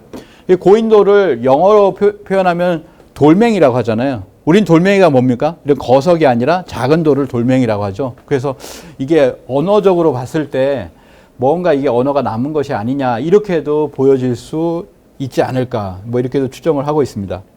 그래서 지금까지 보셨던 첫 번째 빗살무늬 토기가 있었죠. 그리고 두 번째 고인돌이 있었습니다. 그리고 오늘 말씀 못 드린 세석기가 있고요. 그 다음에 채도, 그림을 갖다가 그려낸 채도 문화권인데, 저 채도 같은 경우도 고조선의 이제 유물로 이제 볼 수가 있는 것이죠. 그래서 이렇게 이야기를 하고 있습니다. 신석기 4대 문화권이다. 우리가 좀 전에 봤었던 빗살무늬 토기, 그 다음에 고인돌, 채석 문화권, 채도 문화권, 이게 4대 문화권인데 이것이 모두 수용 융합되는 곳은 세계에서 유일하다. 그것이 과연 어디냐라고 하면은 바로 한반도와 만주다라고 하는 겁니다. 한반도와 만주에서만이, 다른 데는 보시면 아시겠지만 빗살무늬 토기라고 하면 분홍색이잖아요. 쭉 이렇게 있는 곳이 있고, 그다음에 거성문화권 하면 거성문화만 있는 곳, 세석기 하면 세석기만 있는데 이것이 전부 다 수렴이 돼가지고 융합되는 것이 어디냐면 바로 한반도와 만주에서는 이 모든 네 가지가 전부 다 보이고 있다라고 하는 겁니다. 네 가지가 다 공통적으로 나타나고 있다라고 하는 거죠. 그래서 인류 고대 문화의 발원지가 바로 우리나라다라고 하는 것을 알 수가 있습니다. 자, 그래서 여기에 있는 어떤 역사를 보면 환국이 환인의 나라 환국이 3301년이 있었고 그 다음에 18명의 환웅의 배달국이 1565년 그리고 이어서 단군조선이 2096년이 있었는데요. 이걸 다 합하면은 약 7,000년에서 40년 정도가 부족한 7,000년이 되는데요. 이 7,000년의 역사 문화 시대를 우리가 송두리째 지금은 잃어버리고 있는 상황이다라고 하는 겁니다. 이렇게 환국 배달 조선에서부터 9번 걸치는 우리의 어떤 국통맥, 9,000년의 국통맥이 있는데 이게 전부 지워졌다는 거예요. 환국도 인정을 못하게 되고 그리고 배달의 민족 이 박달국 같은 경우에도 인정을 안 하고 있고 그 다음에 단군조선의 경우에도 47분 단군을 인정되는 것이 아니라 초대 단군 왕검 그것도 신하다 이렇게 이야기를 하고 있는 거잖아요. 그래서 초대 단군 왕검이 사라지게 되면 그 중간 허리가 없기 때문에 마지막으로 가는 거죠. 고조선 멸망에서 한사곤부터 시작하는 그런 어떤 역사를 지금도 교과서에서 배우고 있다라고 하는 겁니다. 그리고 지금도 교과서 속에서 그동안에 배워왔던 단군도 지우고 있다라고 하는 거예요. 그래서 우장문 교수님이 연구한 거 2년 전에 연구한 건데요. 단군과 관련된 3종 세트라고 할 수 있는 홍익인간, 그리고 단군 영정, 그리고 강화도 마리산 참성단 이것이 거의 삭제되었다라고 무방하다. 단군을 부정하는 일부 역사학계와 일부 종교인 등의 압력에 의해 진행된 것으로 보인다라고 하는데요. 단군 영정이 있습니다. 초, 중, 고 교과서에서 전부 다 삭제가 됐어요. 2009년 개정 교육과정에서 삭제되었다. 초등학교, 그 다음에 중학교, 고등학교 전부 지금은 돼 있죠. 지금은 모두 삭제되었다. 그러니까 단군 영정이 교과서에 없는 겁니다. 그러면 이 교과서에 단군 영정이 없는 교과서를 배운 사람들이 나중에 따로 역사를 배우지 않으면 단군은 없어. 단군은 신하야. 단군은 허구야. 이렇게 이야기를 하는 것이죠. 그래서 실제로 초대 단군 왕검 때의 제천 유적인 강화도 마리산 참성단도 교과서에서 사진이 완전히 삭제가 되었습니다. 그리고 우리가 알고 있는 것처럼 12인의 국회의원들이 홍익인간을 교육 이념에 삭제하려고 했다. 그 이전에 뭐가 있었냐면 국사 교과서에서 홍익인간이 완전히 삭제가 되었습니다. 지금 국사 교과서는 동아출판 중학 역사 2에만 유일하게 홍익인간이 적혀 있고 그 외 대부분 교과서는 홍익인간을 찾아볼 수가 없다. 그래서 오히려 동아출판은 왜 홍익인간을 적었는지 그들의 어떤 속내는 무엇인지 거꾸로 된 거예요. 이렇게 그런 거거든요. 지금 완전히 이렇게 삭제가 된 그런 상황입니다. 그러니까 우리가 한류 문화가 열풍이 불고 있는데 그 원형이 뭐냐? 그 원형은 단군조선과 그 이전에서 찾아야 그 원형을 찾을 수가 있는데 그걸 찾지 못하고 있다라고 하는 겁니다. 그래서 우리가 그것을 알려야 된다라고 하는 거죠. 그래서 그 원형의 그 끝으로 가면 9,000년 한민족 최초의 경전인 천부경이 이렇게 있고요. 그리고 이제 태극기가 있습니다. 태극기. 지금 우리가 쓰고 있는 그리고 전 세계 사람들이 태극기를 또 알려달라고 하고 있는데요. 자, 배달국에 보면 18명의 환웅이 있는데 5번째가 이제 태우이 환웅이라고 합니다. 이 태우이 환웅의 막내 아들, 12번째 막내 아들이 바로 태어복희 씨인데요. 태어복희 씨는 인류 성씨의 본원인 풍씨다 이렇게 얘기하고 있는데 이분이 8궤를 그었어요. 처음으로 8궤를 그었다. 우주의 변화 원리를 이렇게 팔방위로 이렇게 위치시킨 8궤가 있는데요. 이 태어복희 씨의 복희 8궤가 있고 그리고 우리가 8궤를 공부했다. 우주변화 원리를 공부했다라고 하는 걸 알 수가 있는 게 이게 사실은 더 알려져야 되는데 고구려 벽화에 보면 오해분 사호묘라고 하는 것이 있습니다. 거기에 보면 녹색의 어떤 그 도포를 휘날리고 있는 고구려인이 짝대기 하나를 가지고서 그리고 있는 게 있잖아요. 땅에다가 그리고 있는데 정확하게 그렸어요. 저기 보시면은 저 짝대기가 가리키고 있는 건 감깨를 가리키고 있습니다. 그래서 물을 가리키는 감깨를 가리키고 있죠. 근데 저걸 자세히 보면 복희팔개는 아니다. 문왕팔개다라고 하는 것을 알 수가 있습니다. 문왕팔개를 배우고 있다라고 하는 것은 그 이전에 나왔던 복희팔개를 같이 배운다라고 하는 것을 알 수가 있는 거죠. 그래서 복희 8계도와 문왕 8계도, 그리고 이것이 근현대에 있어서 정역 8계도로 해가지고 이렇게 우리나라로 이어지고 있다라고 하는 거죠. 그리고 천부경에서 또 이제 하도와 낙서로 해서 우주수학의 세 가지 원본도 이렇게 출연하고 있다. 그래서 보시면 환국에 천부경이 있고, 그리고 배달국에 또 우리 태어복희 씨께서 받아내리신 하도가 있고요. 그리고 단군 왕건께서 받아내린 낙서가 있습니다. 하도 낙서를 도서관이라고 하잖아요. 도서라고 하는데 천부경 하도 낙서가 있고, 그리고 복희 태왕께서 하도와 더불어서 복희 8계, 그리고 문왕 8계, 그리고 이어져서 정역 8계까지 우주가 변화하는 모든 이치를 담고 있는 것을 전부 다 동이족에 의해서 이렇게 어떻게 보면은 이렇게 세상에 나오게 되었다라고 하는 겁니다. 그 중에 이제 복희 8계가 있는 것인데, 이 복희 8계에 보면 그 중에서도 동서남북에 보면은 건과 곤과 감리가 있잖아요. 건곤감리가 있습니다. 건곤감리가 있는데, 이렇게 보면 건곤감리가 되고, 이것을 갖다 45도를 틀게 되면 이렇게 되고, 거기에 태극을 넣으면 태극기가 되는 것이죠. 그래서 이 태극기는 어디서 왔느냐라고 했을 때, 지금 중국이 보면은 태극기 전부 다 중국에서 가져간 거 아니냐, 그 철학도 가져간 거 아니냐라고 얘기하는데, 이 태극도, 그리고 이 건곤감리가 나왔던 복희 8계의 복희도 동이족이기 때문에 우리에서 다 나온 것이다. 이것을 당당하게 얘기할 수 있다라고 하는 거죠. 제가 크로아티아를 갔을 때 한류 팬들이 가르쳐 달라고 했던 게 딱 하나가 있는데, 그게 태극기였거든요. 태극기에 대해서 얘기해 달라고 해서 제가 40분 동안 이렇게 태극기에 대해서만 얘기를 했습니다. 물론 복희 8계에 대해서도 얘기를 했고요. 그래서 태극기가 실제 거기서 나왔다라고 하는 것을 이렇게 얘기했는데, 결론 내리자면 이렇게 8계에서 건곤감리 45도 회전, 그래서 태극기가 나오게 되었다라고 하는 겁니다. 그리고 이 복희 8계를 얘기하면서 이제 이런 얘기를 지금 하는데요. 8계가 복희가 라이프니츠를 낳았고, 라이프니츠가 빌 게이츠를 낳았다. 서양에서 이진법이라고 하는 것이 라이프니츠에 의해서 처음 고안되었는데, 이를 바탕으로 계산기를 발명했다라고 하는 거죠. 그것이 이제 컴퓨터가 되잖아요. 그러니까 복희 8계가 있었기 때문에, 복희가 있었기 때문에 여기서 라이프니츠가 나오게 되었다라고 하는 겁니다. 그래서 이 배달국의 5세 태우이 환웅의 막내 아들인 태어복희 씨를 뭐라고 하냐면은 중국에서는 인문시조다. 문명을 갖다가 시작한 이다라고 이렇게까지도 이야기를 하고 있습니다. 자, 두 번째로 그러면은 금속 문명에 대해서 알아보도록 하겠습니다. 금속 문명을 세운 것이 누구냐?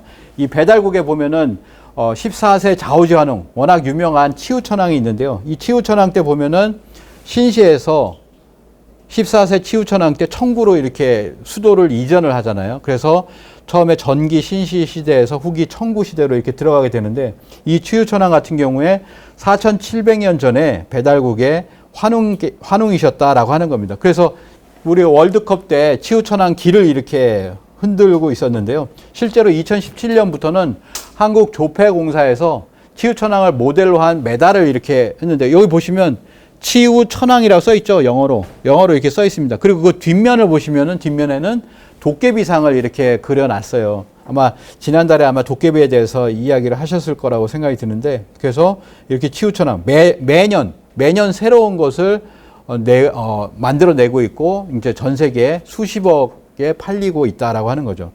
그래서 4700년 전 금속을 녹여서 무기를 만든 치우천왕에 대한 기록이 있는데요. 이 기록은 환단고기에만 있는 것이 아닙니다. 중국의 관자에 보면 치우천왕이 갈로 사안에 쇠를 채취하여 칼, 투구, 갑옷, 창 등을 만들었다, 이런 내용이 나오거든요. 문헌적으로 봤을 때는 그러면 여기서 쇠를 언제 썼냐? 4700년 전에 이미 썼다라고 하는 걸 알 수가 있고, 그리고 그런 어떤 유물로 봤을 때는 고조선의 철기 문화를, 우리가 박물관에 가면 4세기 철기가 들어왔다, 그리고 본격적인 것은 1세기다 해가지고 4세기, 1세기를 갖다가 철기가 중국에서부터 유입됐다, 이렇게 배우고 있거든요. 근데 4세기는 뭐냐면 연나라하고 고조선이 대립을 하다가 연나라가 화폐를 갖다 떨어뜨렸어. 그게 이제 철로 된 화폐니까 그때를 인정 안 할 수가 없어서 그때로 이제 이야기를 한 겁니다. 그리고 1세기라고 하는 거는 한나라가 한사군을 설치하면서 철을 가져왔다라고 하는 식으로 해서 완전히 그렇게 왜곡을 해놨죠. 근데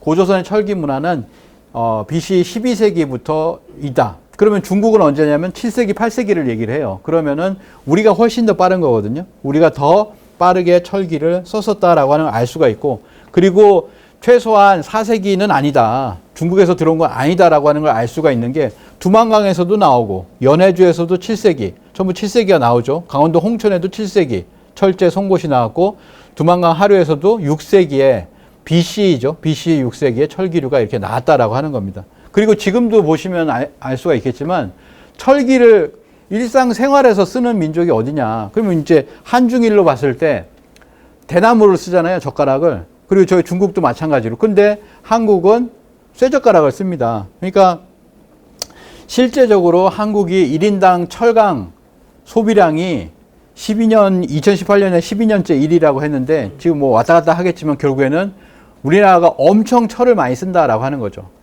왜냐하면 예로부터 금속 문명을 그렇게 개발을 해왔기 때문에 지금도 보면 이 철강도 가장 많이 소비하고 그 다음에 포스코와 같은 세계 최고의 철강 기업이 존재하는 것이다. 이런 것도 결국에는 뭐냐면 DNA를 그대로 이어받았기 때문에 후발주자였지만 결국에는 이 철강이나 이런 부분도 다 따라잡게 되었다라고 하는 겁니다.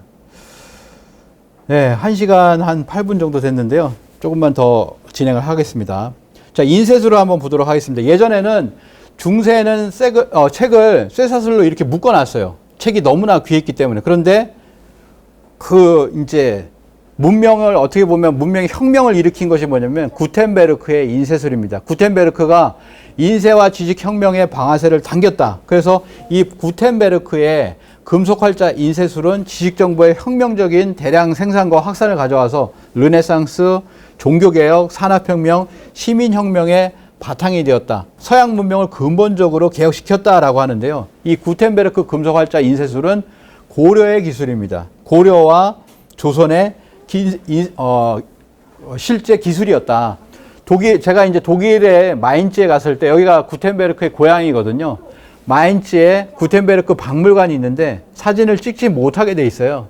사진 찍지 못하게 돼 있는데 거기에 보면 한국이라고 있죠. 한국이라는 부분이 있는데 여기 보면 이제 인쇄를 하는 모습의 어떤 모형이 그려져 있고 저기 뭐라고 써 있습니다. 빨간 부분에 뭐라고 써 있냐면 직지가 가장 오래된, 영어로 보면 직지가 가장 오래된 것으로 알려진 인쇄된 금속활자로 인쇄된 그런 물이다라고 하는 것이 분명하게 나오고 있거든요. 분명하게 그들도 인정을 하고 있지만 알리지는 않고 있어요.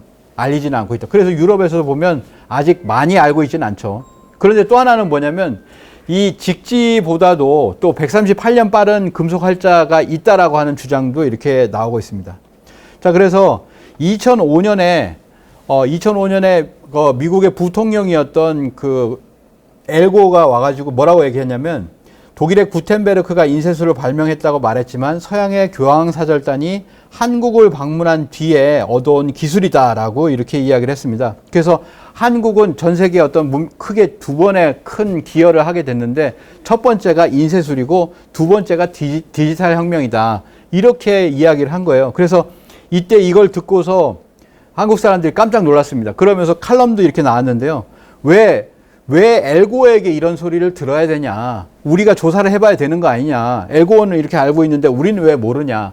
교황사절단이 한국을 방문해서 금속활자 인쇄술을 얻어왔다고 하지 않느냐라고 하는 겁니다. 그래서 조사 연구를 해가지고 대구 MBC에서 구텐베르크가 고려를 훔쳤다라고 하는 자극적인 제목의 다큐를 만들었죠. 이 다큐는 TV 부분 작품상을 썼어요. 그러니까 뭐냐면 결국에는 구텐베르크는 독자적인 기술이 아니라 한국의 기술을 가져왔다라고 하는 겁니다. 그래서 구텐베르크가 코리아의 금속활자 인쇄술을 모델로 했다고 짐작은 되지만 확실히 말할 수는 없어요 라고 했지만 프랑스의 박사는 이렇게 주장을 합니다. 이 구텐베르크 활자의 주조법은 한국 즉 고려의 주물사 주조법의 똑같은 방법인 것이 확인되었다. 그러니까 우리나라의 어떤 인쇄 주조법에 의하면 모래 알갱이가 흔적으로 남아 있어야 되거든요. 근데 이 구텐베르크의 주조법도 모래 알갱이가 남아 있더라라고 하는 거예요. 그리고 같은 방법의 활자를 고정하는 방식을 초기에 썼었다라고 하는 거죠. 우리가 하는 거와 똑같은 방식을 처음에 썼었습니다. 그리고 구텐베르크의 초상화를 보면 들고 있는 것이 뭐냐면 우리의 어떤 인쇄 활판이라고 하나요? 그거의 어떤 모습을 그대로 자신의 초상화에 이렇게 그려놓고 있다라고 하는 거죠. 그래서 독일 마인츠의 구텐베르크 박물관을 딱 가보니까 인쇄술을 시연을 하고 있었어요. 근데 이 인쇄술을 시연은 우리가 알고 있는 주물사 주조법이 아니고 그 뒤에 이제 개량을 했겠죠. 개량을 한 금속 주형 주조법으로 만들고 있었습니다. 그렇지만 그때 당시에는 뭐냐면 이 구텐베르크에게 명을 해서 성서를 만들어라 라고 했는데 42행으로 되어 있잖아요. 그래서 42행 성서라고 합니다. 근데 그 42행 성서가 인쇄되었을 때 뭐라고 하냐면 신원을 알 수 없는 인물이 교황 니콜라우스 5세에게 소개됐다라고 하는 내용이 나오는데 이 사람이 바로 그 기술자가 아니냐. 왜냐하면 이 기술력이라고 하는 것이 그냥 기술을 배워와가지고 올 수 있는 게 아니고 어떻게 보면은 조선의 기술자가 가서 처음에는 알려주고 해야 성공이 가능하다라고 생각이 되고 있습니다. 그래서 결국에는 뭐냐면 우리의 어떤 기술이 그냥 훔쳐갔다기보다는 어떤 협력을 맺어가지고 우리가 그걸 가르쳐 주지 않았겠느냐라고 할 수가 있는데요. 그런데 우리는 뭐냐면은 너무나 여기는 그때 당시 알파벳이 몇 자죠? 24자인가요? 알파벳이 얼마 안 되잖아요. 그러니까 그거를 갖다 하면은 돼가지고 더 크게 발전을 했습니다. 근데 그때 당시에 이 금속활자 인쇄술이 발전할 때에 우리는 훈민정음이 나오긴 했지만은 한문 위주로 되어 있었기 때문에 우리는 굉장히 어려웠던 거죠. 그래서 목판 인쇄술 탄생 이후에 우리는 500년 동안 활자 기술을 발전시켜서 금속활자 인쇄술을 탄생시켰는데 이거를 3년 만에 갑자기 금속활자 인쇄술은 구텐베르크에 나올 수 없었다. 그리고 세계 최초의 목판 인쇄물 같은 경우도 이렇게 우리나라에서 나오게 되었다라고 하는 겁니다. 그래서 서양 사람들은 ABC 방송국장인데요. 한국은 인쇄술이 가장 먼저 발전한 나라인데 세계가 잘 모른다. 8만 대장경의 정신이 현재 한국의 정보통신 분야를 이끌고 있다고 생각한다. 한국 사람들조차도 그 위대함을 모르고 있는 것 같아 아쉽다라고 이야기를 했습니다. 자, 프랑스에서 병인 양요 때 그때 파견됐던 사람이 앙리 쥐베르라고 있는데 이 사람이 뭐라고 하냐면 조선과 같은 먼 극동의 나라에서 우리가 경탄하지 않을 수 없는 것은 아주 가난한 사람들의 집에도 책이 있다는 사실이다. 선진국이라고 자부하는 이 프랑스의 우리의 자존심마저도 겸연쩍게 만든다라고 이렇게 이야기를 했습니다. 아주 가난한 사람의 집에도 책이 있다. 이 책은 뭐냐면 족보겠죠, 족보. 그래서 족보를 보면 족보는 목판 인쇄술로 만들고요. 그리고 조선 정부에서 만드는 거는 통제를 해서 금속활자 인쇄술로 해서 이렇게 어떻게 발전을 해왔다라고 하는 것을 우리가 알 수가 있습니다. 그래서 기록문화의 보고잖아요. 조선왕조 실록이라든지 여기에 있는 기록들의 스토리가 있잖아요.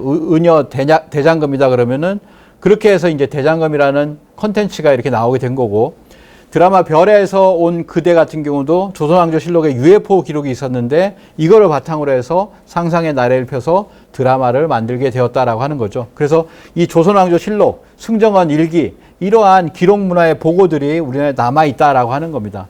그래서 에드워드 슐츠 한국학 연구소장은 한국인들이 기록한 역사서의 양은 가히 충격적이다. 더 충격적인 사실은 그동안 너무나 많은 역사서를 잃었지만 그러고도 남은 게 이 정도나 된다는 것이다 라고 극찬을 했습니다. 그래서 유네스코의 세계 기록 유산 등재 같은 경우에도 한국이 4위 정도가 되는데요. 이렇게 많은 훈민정음, 조선왕조 실록, 직지심체 요절, 승정원 일기, 조선왕조의 의궤, 해인사 대장경 판, 동의보감 일성록 이렇게 해가지고 굉장히 많은 그런 기록문화 유산도 가지고 있고 아까 보신 것처럼 이 자연문화 유산이라든지 세계유산 이런 것도 가지고 있다라고 하는 거죠.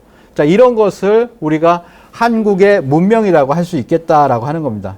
자, 마지막으로 한류 부분, 근현대 한류 부분 하고 마치도록 하겠습니다.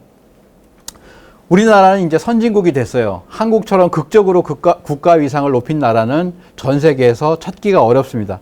그걸 이제 한강의 기적이라고 하는 말을 쓰는데요. 한강의 기적을 통해서 선진국이 되었어요. 그래서 지금은 문재인 대통령 때도 보면 압력이 많이 일었죠. 왜 당신들 선진국인데 자꾸 개발도상국이라 하냐. 선진국이라 해라 라고 해가지고 결국에는 우리 스스로가 선진국이라는 말을 쓰기 시작했습니다. 세계 상위 수출 10개국에 속하고요. 그리고 세계 국가 브랜드를 보더라도 10위에 랭크가 되어 있고 군사력 같은 경우도 6위, 7위 이 정도에 되어 있습니다. 그리고 뭐냐면 디지털 혁명이죠. 디지털 혁명의 국가다. 아까 이야기를 한 것처럼 첫 번째는 금속활자 인쇄술로서 전 세계에 큰 문명에 영향을 미쳤고 두 번째는 디지털 혁명이다. 이것으로서 전 세계에 큰 영향을 미치고 있다라고 하는 겁니다. 그래서 이런 얘기들을 많이 듣는데요. 한국만 미래를 살고 있다. 한국은 SF 영화를 현실에서 볼 수 있는 국가다. 최근에 또 CNN을 보니까 공상 소설이 현실로 구현되고 있는 나라다. 뭐 이런 이야기까지 이렇게 하고 있습니다. 여러 가지로 이제 얘기할 수 있는데요.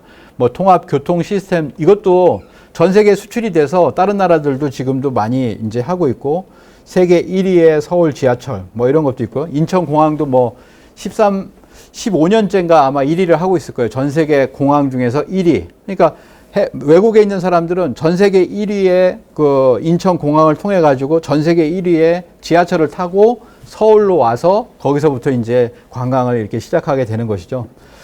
그리고 이제 사람의 이제 문명이라고 했을 때 문명의 이기라는 말을 많이 쓰잖아요. 문명의 이기 하면은 지금은 사람이 가지고 다니는 거, 언제나 가지고 다니는 핸드폰이죠. 스마트폰입니다. 이 스마트폰이 세계 1위, 2위를 다투고 있는 게 우리나라고, 그리고 집으로 딱 들어갔을 때 집에 들어가서 TV를 켜죠. 그 TV가 전 세계 1위, 2위를 하고 있는 것이 바로 삼성과 LG입니다. 그리고 나서 빨래도 하고, 그 다음에 뭐 전자레인지에 뭘 굽기도 하고, 드라이도 하고, 여러 가지를 하잖아요.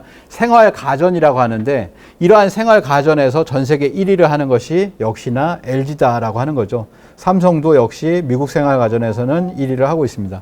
그래서 삼성도 생활 가전 만족도 조사 1위. 이 생활 가전이라고 하는 건 생활에 필요한 가전 제품 전체를 얘기하는 거예요. 전체니까 여기서 9개 부분이라고 하잖아요. 여기 보시면은 뭐 식기, 세척기, 냉장고, 건조기, 세탁기 뭐 이런 것들 전부를 얘기합니다. 이거의 1위가 뭐냐? 삼성과 LG가 다투고 있다라고 하는 거죠. 그러니까 사람이 사는 데 있어서의 그 생활에 쓰는 모든 것은 한국의 제품에서 지금 나오고 있다라고 하는 겁니다. 이렇게 채워져 있는 거죠. 그리고 뭐냐면은 이 문명을 발전시킬 수 있는 그런 거라고 할까요? 그런 어떤 기반이 되는 거, 반도체죠. 그 도체, 부도체, 반도체, 그리고 지금 뭐가 나왔습니까? 초전도체가 나왔잖아요. 그래서 글로벌 메모리 반도체 시장 점유율이 1위가 바로 우리나라다. 그리고 AI 반도체라고 하는데 지금의 AI 문명이잖아요. AI 문명이 발전하는데 필요한 반도체도 그 부분이 우리나라가 수위를 달리고 있고, 또 하나는 뭐냐면 초전도체의 신기원도 대한민국이 해낼 것인가 라고 하는 부분인데, 저는 지금 이런 1위 1비를 하지 않는 것이 아니라 지금 보면은 초전도체에 근접하고 있다라고 하는 것이 보여집니다. 그리고 한국인의 어떤 DNA를 봤을 때 이거는 분명하게 성공하는 것이다 라고 하는 것을, 그러니까 또 다른 차원으로, 이건 완전히 다른 차원으로 또 그걸 그 인류 문명을 비약하게 하는 것도 결국 한국에서 나오게 될 것이다 라고 하는 겁니다. 이게 한국 문명이라고 이제 또 한번 얘기할 수 있는데요. 지금은 뭐냐면 그래서 컬처, K컬처 이런 말을 쓰지 않고요. 코리아 컬처를 합해서 그냥 C를 빼버리고 K로 컬처 이렇게 해도 지금 이렇게 쓰여지고 있다라고 하는 건데요. 자, 5분 안에 끝내도록 하겠습니다.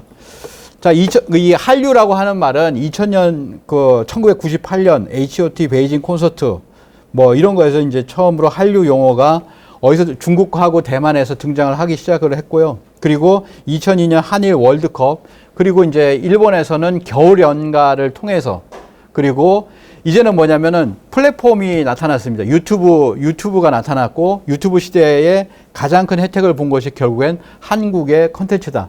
그리고 스마트폰이 출시가 되었습니다. 2007년에 스마트폰이 출시가 되었고, 이 인터넷과 스마트폰 플랫폼의 발달로 인해서 이제는 뭐냐면, 이제는 여기서 그냥 만들어가지고 전 세계가 동시에 보는 거예요.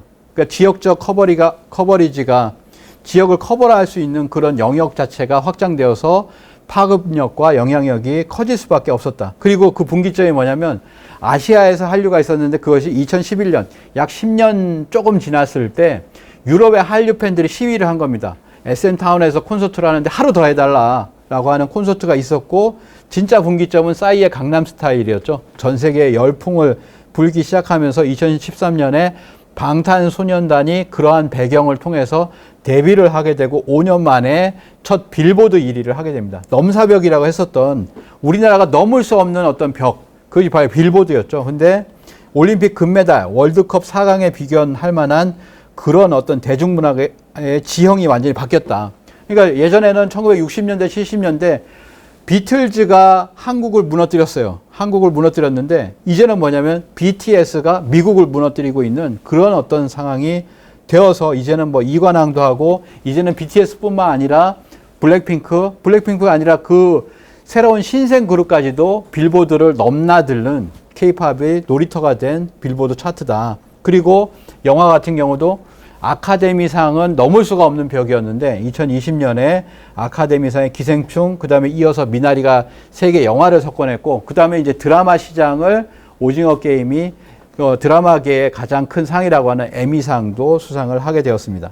이것이 뭐냐면 처음에는 유튜브 우리가 알고 있는 뭐였죠? 스마트폰. 그 다음에 뭐냐면 넷플릭스를 대표적으로 얘기하는 이런 플랫폼을 통해서 한류가 크게 확장이 되었다. 넷플릭스, 애플 TV 플러스라든지 이런 것이 한국 컨텐츠를 제작을 하면서 한국 컨텐츠가 지금 뭐냐면 미국인이 만든 거 다음으로 한국인의 드라마라든지 영화가 지금 수위를 하고 있거든요. 글로벌 시장에서 10위 중에서 지금도 딱 들어가 보면 넷플릭스에서 3개나 4개는 한국 것이 들어가 있습니다. 자, 이러한 변화가 지금 이렇게 일어났다. 그래서 한류에서 한국어로 그리고 한국 자체를 배우려고 하는 그런 움직임. 한류 팬들은 2억 명을 넘어섰고요. 그리고 한국어를 배우려는 사람도 300만을 돌파하게 되었습니다. 전 세계가 지금 한국에 대해서 주목을 하고 있습니다. 이러한 기회를 놓치지 말라고 조언을 하고 있죠. 한국 안에는 지금 많은 것들이 있어요. 물질 문명, 그 다음에 어떤 K-팝이나 드라마가 보여주는 어떤 그런 문화들이 있고, 그런데 그 다음에 뭐냐면은 정신 문명도 한국에 있다라고 하는 거죠. 그래서 이마누엘 페스트라이시 교수님은 홍익 인간과 같은 정신이 있지 않느냐, 이것을 내세워라라고 하는 이야기를 하고 있고, 김구 선생은 예전에 이 홍익인간이라고 하는 것을 이걸 가지고서 우리 민족이 주연 배우로서 세계 무대에 등장할 날이 눈앞에 있을 것이다 라고 하는, 그때 당시로는 황당한 이야기를 하게 된 거죠. 가난했던 그 시대에 이러한 주연 배우로서 세계 무대에 우리가 등장할 것이다 라고 한 얘기를 했는데요. 자, 이제는 뭐냐면은 우리가 지금 배우는 것처럼 K 히스토리, 지금은 선진국이 되었고 전 세계가 한류, 그리고 한류 팬들이 2억 명 이상이 된 시점에서 우리 스스로가 우리 뒤를 돌아다보고 우리의 과거를 돌아다보고 우리의 정체성을 정확하게 밝혀야 되는 그런 시점이 왔다라고 생각을 합니다. 그래서 가장 중요한 것이 뭐냐면 우리의 역사를 바로 알고 우리의 문화를 바로 알고 그리고 우리의 정신을 바로 아는 것이라고 생각을 합니다. 우리의 역사는요, 9,000년이 넘는 역사 동안 9번을 바뀌었습니다. 자, 세종시에 왔으니까 주겸을 예로 들게요. 인상가가 만드는 주겸이 있는데요. 이 주겸도 보면 천일염을 총 25일간 9번의 굽는 과정을 거쳐가지고 이런 주겸이 나오게 된다라고 하는 거죠.